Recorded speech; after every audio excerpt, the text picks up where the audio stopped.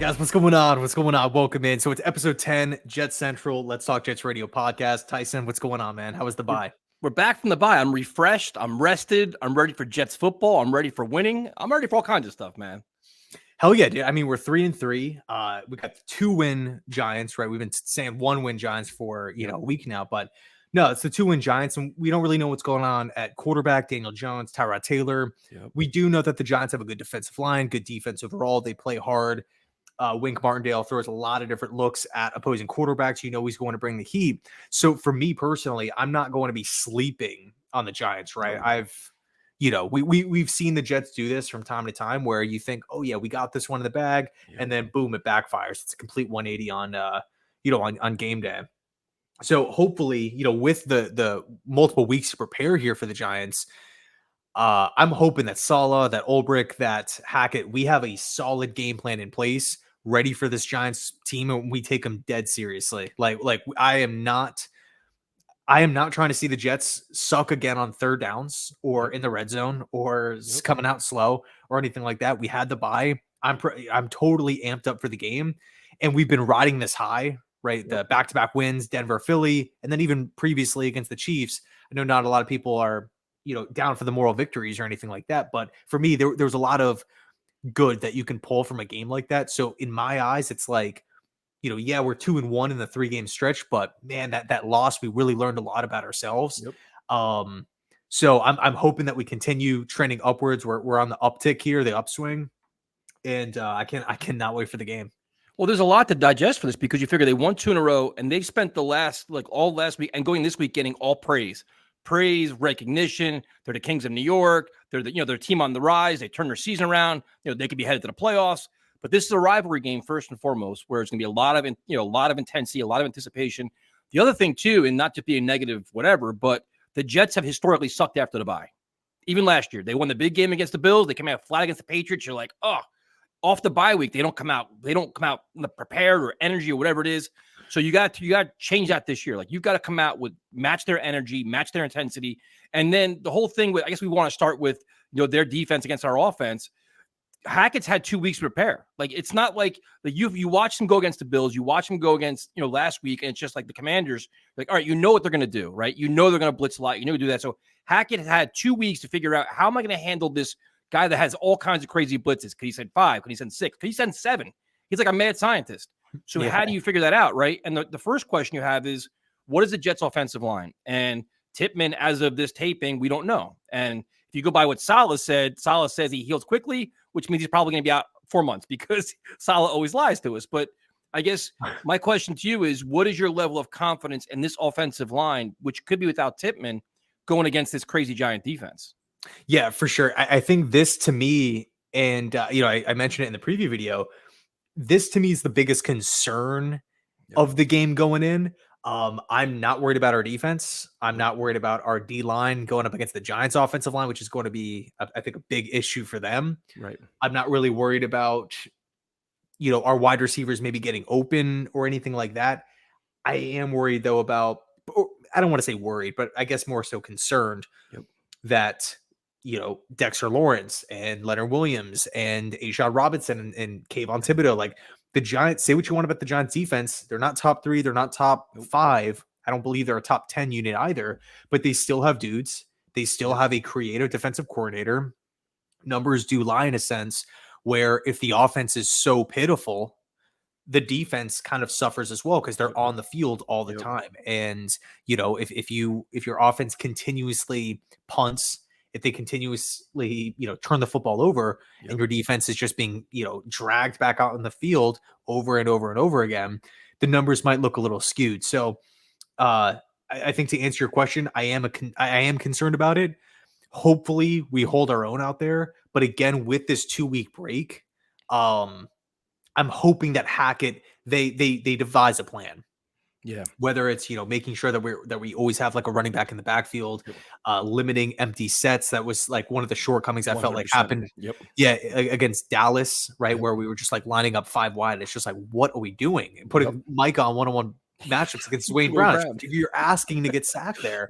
Or, a lot of tight ends. two, Yep. three, two, multiple tight ends in the formation, pretty not necessarily at all times, but we're going to see probably a heavy dose of that. So whatever we can do to limit pass rush, limit chaos in the trenches, Yep. offensively on our side, defensively on their side, I am totally all for it. But to answer your question, it is my biggest concern. Where do you kind of stand? I'm in the same boat where I'm like, I'm not like confident. I'm concerned because I want to know who's replacing Tippmann. You want to know how they're going to handle it. And great point. I don't want to see an empty backfield. You have tight ends, put a running back there. Because my concern is if the line falters, I don't want to see Zach running all crazy back there, getting rattled, because this is going to be a really good test for him, man, because he's going to be truly under fire. I truly believe so. Martindale knows the formula. The same thing it was against Sam Howell last week is, let's blitz this kid. Let's rattle him. Let's make him beat us with the blitz. Let's see if he can beat us. Can he make throws under duress? And so the first thing is, can you offensive line block? If not, how does Zach handle it? And that's what you said with quick reads, dude. Get the ball to Breece Hall. Tight ends over the middle. Quick slants, screens. You can do all kinds of things to offset the blitz to get them on their toes a little bit. If they can sit there and pin their ears back and go after it, it's going to be a long day. So you got to have some kind of faith in Hackett that he's not going to do that. You can say, okay, listen, I understand what they're going to do. Here's how I offset it. And then the guys got to make plays for him. We can't have dumb penalties. You can't have drop passes. You got to use everybody. And hopefully they stretch the field a little bit too. Like, Gibson's here for a reason. He's got blazing speed. Take that shot downfield. And I think that's the one kind of missing piece we've seen with this offense so far. So you figure they're good between the 20s, but you want more chunk plays. You want more explosive plays. Take that shot downfield, because if they're blitzing all these guys, you're going to have man-to-man coverage, dude. Either on Garrett Wilson or Gibson, or somebody's got man-to-man coverage, right? I'm not. They have to. Mm-hmm. So hopefully Zach has the ability to take advantage of some of those, like those stretch plays. Yeah, dude. I mean, honestly, it feels to me the only opportunities that the Jets ever have to make, or sorry, I guess a better way to say it is the only time the Jets ever make explosive plays as an offense. It's either if Breece Hall breaks free and goes on a 60-yard, 70-yard run, or if Garrett Wilson is lined up in man coverage and it's a perfect pass, boom, hits him in stride, and that corner doesn't make a play on the ball, and then it's off to the races. Or I guess, maybe a third, area too, although this is kind of few and far between, is the bootleg play action rollout from Zach, and it's, you have maybe two options streaking down the field, and he just lets it rip down there. And, we see some success that way, but we haven't really seen a ton of that this season with Hackett. So, I'm with you. I think we need to continue riding the wave here, continue doing what we did against Kansas City, go ahead. I'm sorry, I didn't cut you up, but do you think, like, what we're talking about is what, in my opinion, they should do, right? You want to open the offense up, be able to throw a ball downfield. My one concern that I have, and this is something that Sal has a tendency to do, is reel it in a little bit and get conservative. Like, you know what? This is going to be a smash mouth close game. We're going to try to ground the pound it. And if it's 13-10, so be it. I have faith in my defense. And I kind of want to get out of that mindset just a little bit. Like, listen, man, like this, it's not sustainable. You can't keep playing like this. At some point, your offense has to make plays. You got to score touchdowns, not field goals. Are you concerned at all about the play calling being a little bit conservative, where they're like, all right, we're worried about this defense, like, just rattling Zach a little bit? Yeah, no, I think in one of the it was either the last podcast episode we did, or maybe a couple ago, we kind of made comparisons to this year's team compared to what was it, the 2010, like the 09 2010 squad with Rex. And it was like the defenses are kind of like on the same level as far as just like talent and depth and playmakers and whatnot, even though it's a completely different style of defense. But the offense at that time, like back in the day, they had so much more success in the offensive line. 100%. They were filled with veterans, Braylon and Santonio and all these different guys, right? The ground and pound mindset, I felt like really, really was that was the motto, that was the identity for those Jets teams, and it worked. So I was totally fine, with those 13-10 wins, those those just smash mouth types of games, because I had enough faith in our offense. Like, okay, we have enough leaders, we have enough guys that have, we have enough playmakers offensively. We know we have a absolute wall for an offensive line. Whereas with this team, it's like, man, I think the offense back with Sanchez and them, it was better. Now, it's not to say that we're horrible and whatnot today and that we can't play that style of football, but I guess in regards to maybe playing a little too conservative, I get it from Salah's perspective because he knows the defense and he is a defensive guy. And, Yeah. ideally you never want to continue putting the defense back out in the field over and over again against an offense that is constantly throwing. Um, I'm with you. I don't necessarily think it's a winning formula week in, week out, week in, Nope. week out, if the offense isn't, at least average, in my opinion. Yep. Um, I think it can work in certain games for sure. Like that Bills game, is a perfect Yeah. example. Yep. But again, I don't think that should be the identity. It's the main, the focal point, the main focus. Yeah, because you can't count your defense to get 3 turnovers every game. You can't count your Mhm. defense to say we're gonna limit them to 10 points. Like that's a lot of assumptions. And like they've been doing it, but again, they're not every week's gonna be like that. You're gonna have a blown coverage. You're gonna have this where it's like, you know what? We've got to score points. We can't go in the red zone and go, 1 of 8 and all this. Like, you just can't do it anymore, man. Like you gotta find ways to get touchdowns, not field goals, start out fast on offense. And that's the other thing that we kind of talk about too. It's the first quarter of the game. Like the one thing, and I hated Adam Gase, dude, hated him. His scripted plays always worked. Always. Mhm. Like his first 15 plays were money. And then you knew they were over if they started to suck again, right? Now with this team, right? With this team, it's like we got to go 3 and out a couple times, and then we figure out the offense. You hope that, like, I'm worried about the momentum going into the game, starting out slow on offense, and then it's just getting stagnant and panicking and stuff like that. I'm hoping that they have a plan where it's just like, all right, this is our mindset. This is what we're going to do. I think they're going to try to run the ball. Can they or not? I'm not sure. I mean, Dexter Lawrence is a force, dude. So it's going to be interesting, man. Like, I'm really curious to see how they handle this because they've had 2 weeks. You have a lot of self-scouting they did, and you got to figure that Rodgers is going to be a huge asset here. Aaron Rodgers has been there, done that, and knows all the ways to attack a defense.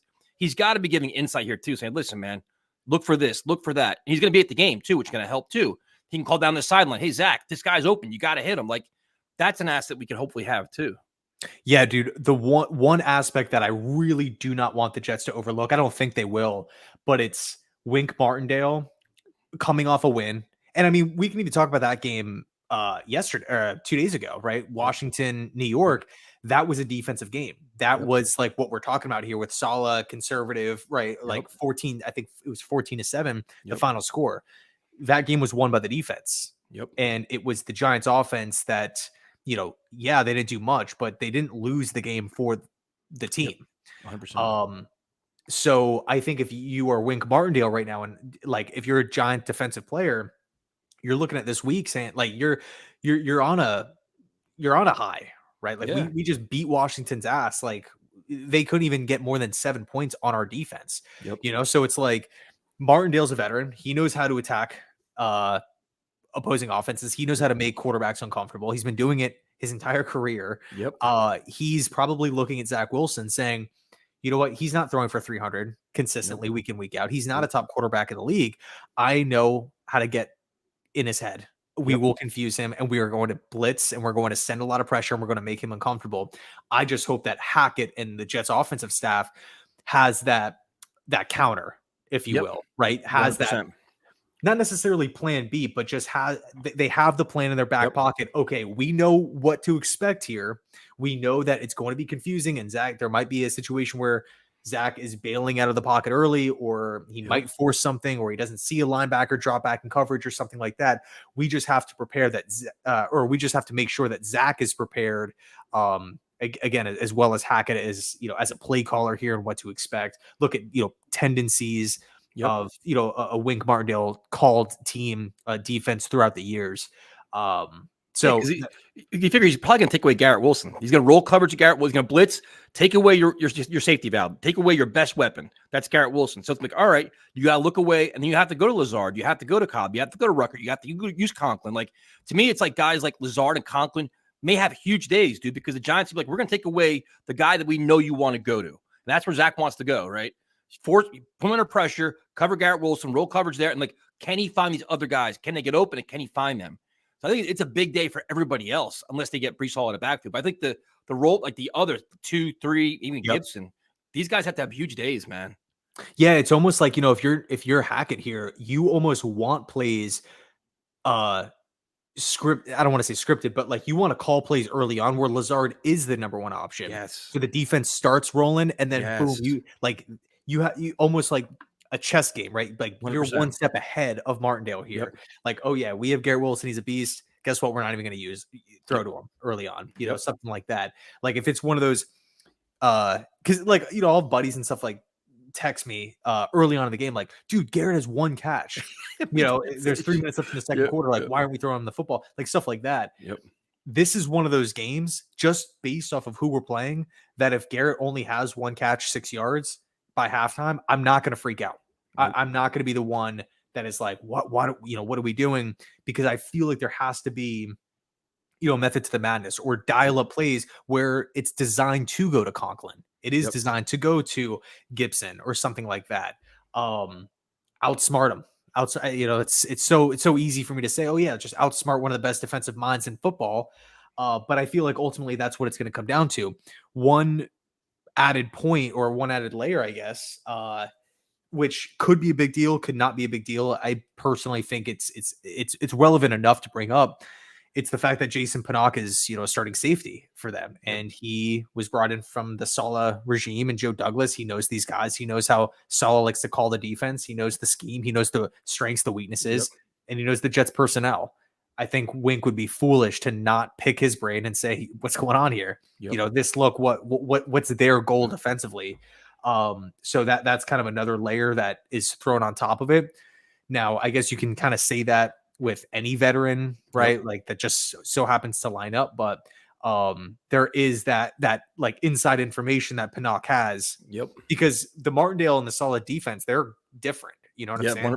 100%. And Pinnock was a guy who I liked with the Jets. I wish we kept him. Yeah, me too.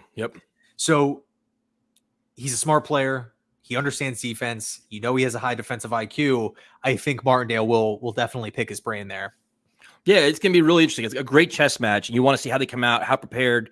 And there's going to be a lot of pressure on Zach, man, to play well, because I think he's going to have to make, like every week, probably 4 or 5 money throws to move the chains. And then the most important thing is, we talked about it a couple times already, is you got to score. You got to score touchdowns, dude. You have to.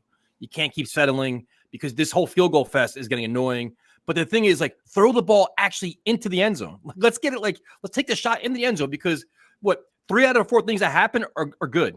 One's an interception is bad. You get, a catch, an incompletion, or you get a penalty, right? Like it's all good things, but you got to be just a little more aggressive there. And you see what happens. And then I guess if we go defensively, man, you got to have confidence, because the Giants' offensive line is a complete disaster. And yes, sir. The one thing I like the most is that this week there's already like people talking trash, like the Giants defense is better than the Jet defense. I'm like, please saying it. Keep saying it. Keep putting it out there. The Giant defense is better, because all you're going to do is piss off these guys and make them even more hungry. Like, we're going to show who's the best defense in New York. We're going to do all these things, but the offensive line's a mess, and their offense starts and ends with Barkley. It does. Like, that's their guy. He's explosive. He does all kinds of things. He's banged up all the time. But if you stop the run and make them one-dimensional, whether it's Tyrod Taylor or Daniel Jones, you start liking your chances even more, dude, right? Because they're going to start teeing off on them. Yeah, I think, if you want to like dive into specifics here, like on the Giants offense, I think Waller is definitely somebody that you don't want to like let slip free. Despite him not, maybe looking like what he once was with the Raiders. He's huge. He's still, like he's one of the guys we need to account for Waller at all times. And then also if it's Tyrod, extending plays and him running around on the 3rd and 15s, and he can book it up the middle, and even like a quarterback draw, like you can do that with Tyrod Taylor. He does have good accuracy down the field. I don't think Tyrod has looked bad. I think he's looked like a top end backup. He's not losing games for the Giants offense. He's putting them in a position to win games. 1-1 as the Giants starter here this season, and the loss literally came down to an untimed down. So I'm not going to sit here and say, oh yeah, the Jets defense, we're just going to, tee off on them. Now I do feel like it's pointing that, in that direction, but I'm not going to sit here and say it's a 100% guarantee. Now you look at the defensive line there, to me, just that could be what we're talking about next podcast episode. Like, multiple players having multiple sacks, stuff like that. Quarterbacks just, again, whether it's Tyrod, whether it's Jones, I'm not really sure the severity of Daniel Jones, but just getting in the backfield, making them uncomfortable, stopping Saquon Barkley. But I do think there are like little nuances that we do have to account for. Again, Taylor's mobility, Darren Yeah. Waller, stuff like that. The explosive plays, maybe like Jalen Hyatt's speed down the Yep. field. You want to get beat deep, stuff like that. But I think if, we go in with kind of a checklist of the main ideas or the main focal points, we should be pretty much A-okay. But again, I do think it is going to come down, whether we win or lose, it's going to come down to the Jets offensive line and Zach Wilson. Yeah, I mean, defensively, he made a really good point. I think the defense is good against the run, except against running quarterbacks. Like Jalen Hurts ran around, Mahomes ran around, Josh Allen did. It's like the running quarterback. But you figure, like, I'm kind of having a lot of faith in the Jets coaching staff. Like, all right, here's our adjustments over the last 2 weeks. Here's how we're getting beaten. Here's how we adjust to it. I like Tyrod Taylor. I actually want to be the Jets' backup quarterback. I like the way he plays the game. He's smart. He's got a good arm. He runs around. He does a lot of really good things. And they have some weapons. I mean, I'm also assuming that DJ Reed and Sauce Gardner are back this week too, which Sal didn't confirm. He's not going to confirm until tomorrow, but you got to think they're both back. And, and the whole Sauce thing with Jalen Hyatt, that's still a thing. So they're going to be, I think he's going to be more than motivated to kind of step his game up. So I think the Jets defense, like all this trash talk, I think is going to benefit them a lot. So I'm excited about that. Tony Adams is playing a little better.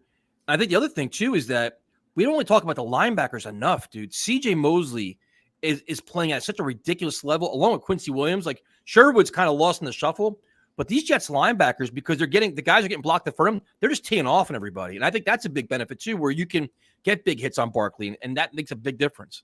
Yeah, and it's not even just like the big hits. It's like that's just a small facet of what these guys are bringing. Both CJ Mosley and Quincy Williams, they're having success dropping back in coverage, coming up and stopping the run. In some cases, like the Denver Bronco game, Quincy Williams freaking walking it off, sacking Russell Wilson with the strip sack. Like they're getting after the passer in a defense where the linebackers aren't really pass rushers. Like the explosiveness is there, the athleticism is there, the speed is there, the versatility is there, the leadership, the veteran presence. Like our linebacking core is freaking top notch. Like I love our linebacking core. I don't think I would trade with anybody in football, if I'm being 100% honest. No, they're playing at a whole nother level, dude. And they're like, this is the kind of defense where you always wanted that. Like you want to see our defense be fast and physical, sideline to sideline. They're doing that, and it's exciting. It's great to see. It's like they're relentless, man. This is where you see like where Sal talks about platoons, and they're just next guy in is just as fast, and it's fun to see. So you look at the matchups. I kind of agree with you, man. I think it's just I feel comfortable the Jet defense is going to hold their own and do really good things. I'm not going to guarantee 3 turnovers. I think they'll get their share of sacks. It comes down to the offensive line and Zach. Like, just don't like. I don't want to say don't lose the game, but you got to help win the game this week. You can't be an innocent bystander. You got to contribute this week to kind of get them over the top, make this game comfortable, and win kind of going away. Yeah, there's going to be the 3, 4, 5 throws, whether it's 3rd and goal, a 3rd and 7 early on, or whatever it is. Like there's 4, 6, 7 plays where it's just like, can Zach Wilson make them? And again, it's going to be a big test. But one point that I also kind of want to bring up here, it's the AFC as a whole, right? As a conference. Although this is, an AFC NFC game, we need to get wins where we can. The AFC is absolutely stacked, man. Like the Jets right now at 500-3-3, we're in ninth, like the 9th seed. Like we just scan the entire conference. I feel like every team has like 4 wins pretty much. Cleveland, Baltimore, Buffalo, like all these different squads, Miami, Kansas City. Of course there are some disappointments with, Denver, but they won. New England, but they won. So both of those teams are up to 2 wins. The Titans don't really threaten me all that much. The Chargers, very dangerous, but only 2 wins on the season. But still, if you're playing the Chargers, it's still a good team. Like if they finish with 9 wins, I'm not going to be like floored. So we have to I know it might be a joke, but because we talk about it pretty much every single week, but the whole must win thing.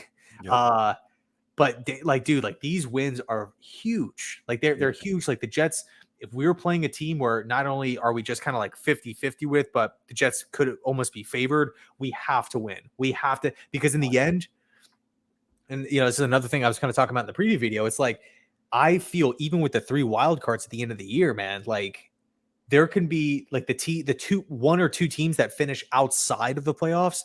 You can make an argument they should be in, or they can compete with the top dogs in the AFC. So, you know, it's kind of like a game of musical chairs. Like there's going to be a couple teams that are good enough to get in, but just they don't have the record in the end, because everybody is kind of cannibalizing each other within the conference. Where do you stand with the AFC as a whole? I'm with you, man. I'm completely with you. These games are important. Like, this is why that Patriot game the Jets lost drives you crazy, because they're not a good team. They beat you. Now it's like you got to make that game up somewhere. But everybody's all jumbled together. Like, everybody going the season kind of discounted Pittsburgh. Pittsburgh sucks. You know, Pickett sucks. Boom, they're 4-2, right? And that's why it's funny. Like, we do like a lot of preview shows. Everybody's like, the rest of the schedule is easy. We got a lot of easy teams coming up.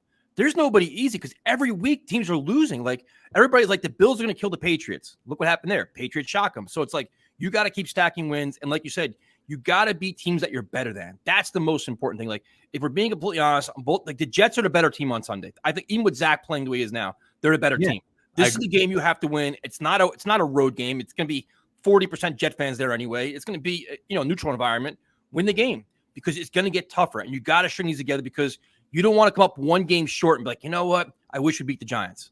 Or which, like, you got it. Like, and you mentioned the NFC game. I really don't care, man. Wins are wins at this point. You got to start stringing them together, because nothing's going to be easy.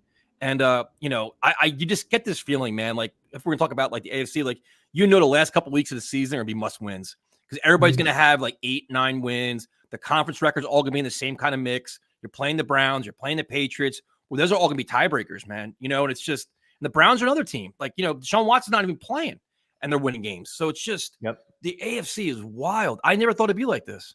Yeah, dude. I mean, Cincinnati is 10th. Yeah. Cincinnati's favored to win the division. You know what I'm saying? Like, there's crazy things happening. And I mean, like, I got the scores pulled up here. I actually have to use my light here because I'm sitting in the dark. But yes, the Bills lost and the Finns lost. Huge. But on the flip side, and I guess, the Raiders lost too to Chicago, but whatever, like, kind of irrelevant at this point, but they still had 3 wins, just like the Jets. They're 3-4 now. The Patriots won. The Chiefs, right? Rich getting richer here. They just added McCall Hardman. They beat the LA Chargers. The Ravens blew the doors off the Lions 38-6. So AFC over NFC. The Steelers beat the Rams, AFC over NFC 24-17. The Browns 39-38 over the Colts. Big win for them. Denver, the 1-win Broncos beat the Packers, AFC over NFC. And then Jacksonville on Thursday night beat the Saints, AFC over NFC. So it's clear the AFC, and not just basing it off this week, obviously, but the AFC is freaking loaded. I think when you compare the two conferences, people will literally be having the debate at the end of the season. Oh, the 9th seed, the 10th seed is better than maybe the last wild card getting in the NFC. That whole, argument that, sometimes we see in like college football or basketball or something like that, the NBA. So the bottom line is, we have to get wins where we can get them. And if we are the better team, we better play like it, 100%. And again, it's not any sort of disrespect to the Giants, whatsoever. Great defense, bunch of veterans, great defensive line. But objectively speaking, I think we are the better football team, and I do think we will walk away with the win. I've been wrong before, but at the same time, it's like this season is different. There has to be. Go ahead. No, but that should be the expectation now. We're 3-3. You're coming off a bye, and the Jets have done a lot of really good things. They're a good team, man. That's what's called. They're a good team, and now the expectation is they got to play better week in and week out and make a run. Because to me, we could talk about this, I guess, too. It's like my expectation is the minimum 9 wins, minimum, and I'm hoping 10. I want to make the playoffs, and anything less than that, barring some significant injury, is going to be unacceptable because the team has too much talent. So they got to figure it out, and a game like Sunday is part of that. That's kind of like you're showing to us, okay, listen, you guys are for real. Because what you're going to see over the next 3 or 4 weeks, teams are going to start getting hot. Like, remember the Lions last year? They went on a roll at the end of the season. Like, as the middle of the season, the veteran teams, the good teams, they start separating themselves. They start stacking up wins. I'm sure the Bengals will make a run. The Bengals are going to start, teams will start creeping up, and boom, they take off. The Jets have got to be one of those teams. They have to be, and that's the expectation. I don't know, why somebody say, oh, they're a 7-win team. No, they should win more than that. And if Zach can't do it, then bring in Simeon or do whatever you got to do. But we've got to find ways to win games, man. You can't mail in the season and expect 6 wins. I think the Jets are in a great position, though, right? We Yeah. talked about this before the Eagle game. We talked about it after the Eagle game. 3-3, 2 weeks to prepare for Yep. a team that's sub 500. Yep. With the trade deadline 24, 48 hours after that, Yep. we are in a great position. Yep. If we can be 4-3, get to 4 wins like everybody else in the AFC, and potentially add a piece, wide receiver, offensive Yep. line, whatever it is, maybe even. Well, I really don't see a situation where we're going to get much for like a Dalvin Cook or a Carl Mm-mm. Lawson or something like Nope. that. But again, if we can add a piece here or there, really just like maybe load up for the rest of the season, it's going to be cool. I mean, we saw the Eagles pull the trigger on Kevin Byard. Byard, Yep. Yep. a couple days ago. It was yesterday or a couple days ago.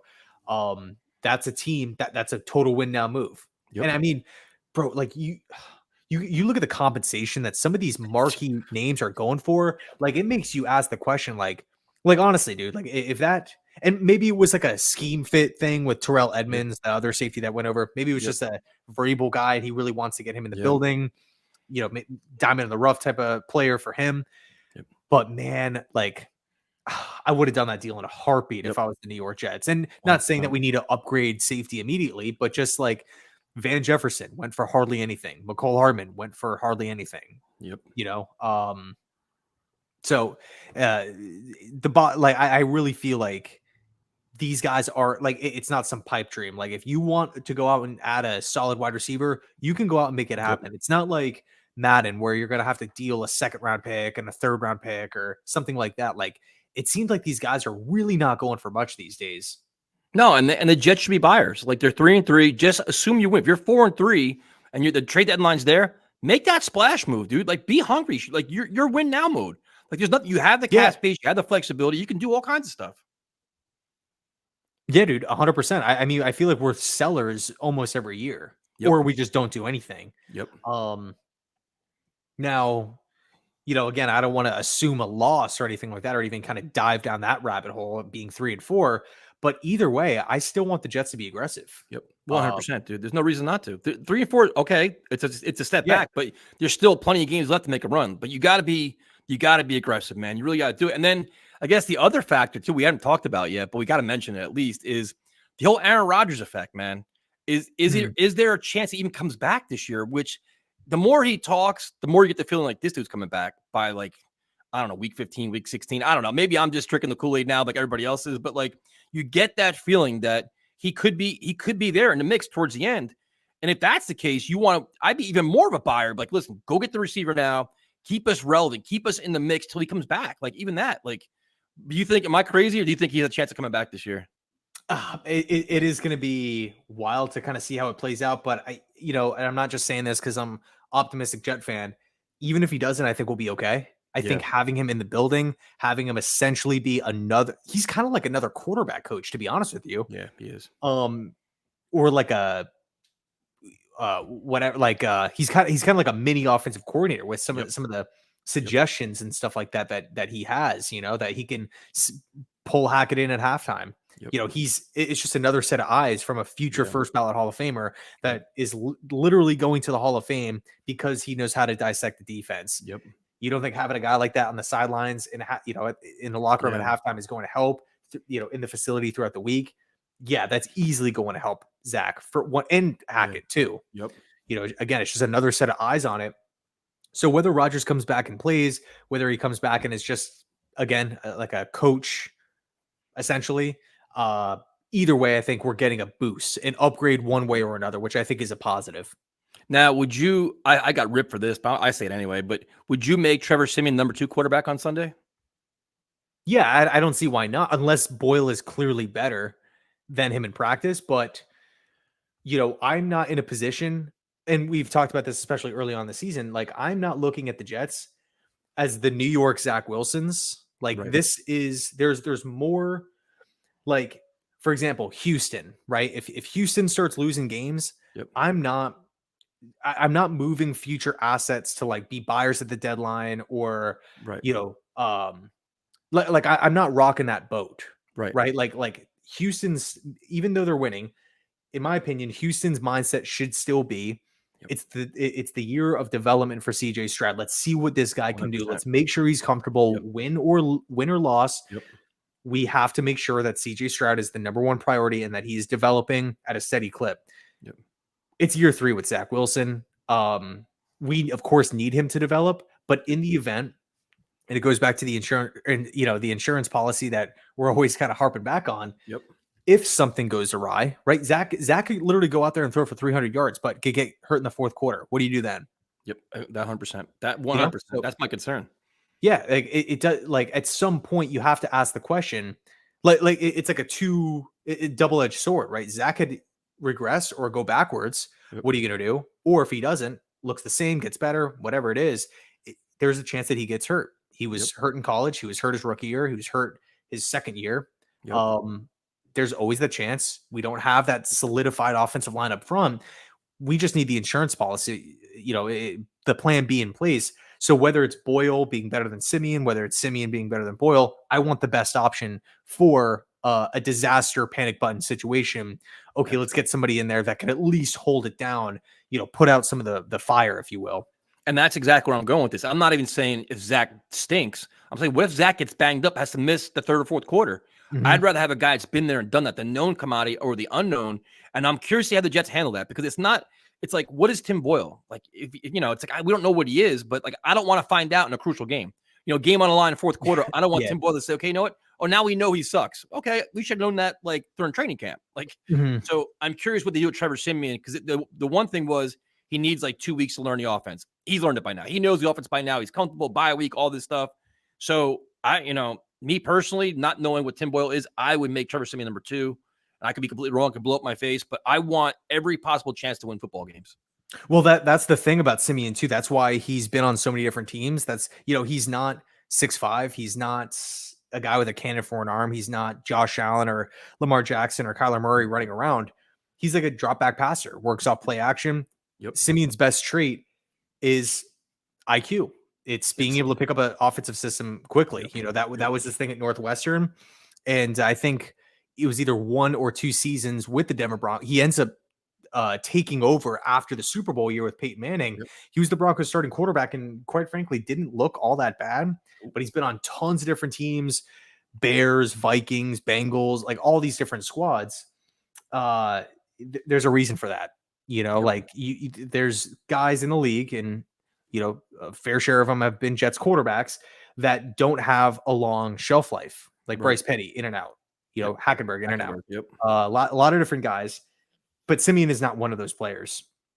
So, I agree. I agree with you. But unless Simeon is like out there sucking in practice and Boyle is clearly better, but unfortunately, we don't have those.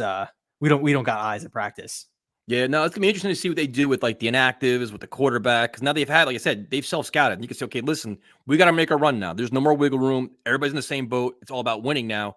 And how'd they go about doing that? And like the whole thing with Carl Lawson, Dalvin Cook, like, I think we won't know nothing until after this game. They're going to play on Sunday. If they're going to be traded, that'll happen. That'll be our next pod. We talk about that, where it's like, are they gone? Are they still here? What's their value? And you never know. And like, that's why I think a lot of teams aren't making moves right now. Like, you have the move yesterday, but like, you want to see what happens Sunday though, because God forbid Bryce Huff or Jermaine Johnson goes down. You know what? Hold on. We're keeping Carl Lawson. We may need Carl Lawson. You know what I mean? So you don't want to get too far ahead of yourself either. Yeah, it's a great point. It's a really good point. I think a lot of questions that we have going into this game will be answered on the way out, whether it's trade deadline, whether it's Zach or, panic level of O-line or how good the defense is, like all that stuff. I feel like we will have a much clearer picture again, post game. Yeah, I'm looking forward to it.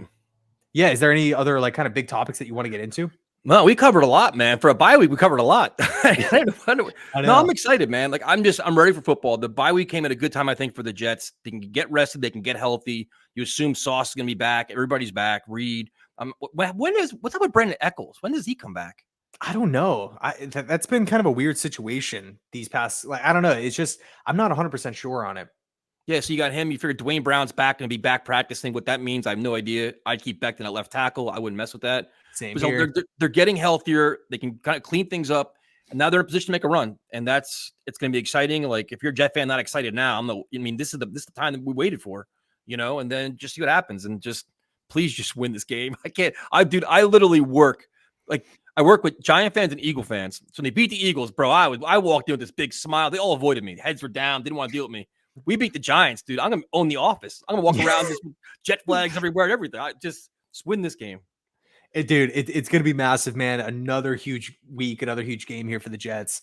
Yeah, next week should be crazy, and it'll be like a cool like trade deadline special episode for the podcast. So we'll go over like pretty much every possible options, or possible option buyer, seller.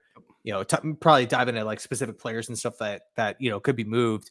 But yeah, thanks for everybody tuning in, hanging out, watching, and yeah, hopefully next time we're recording, we're gonna be 4-3 as opposed to 3-4. So we'll see how it plays out. Thanks so much, and as always, go Jets.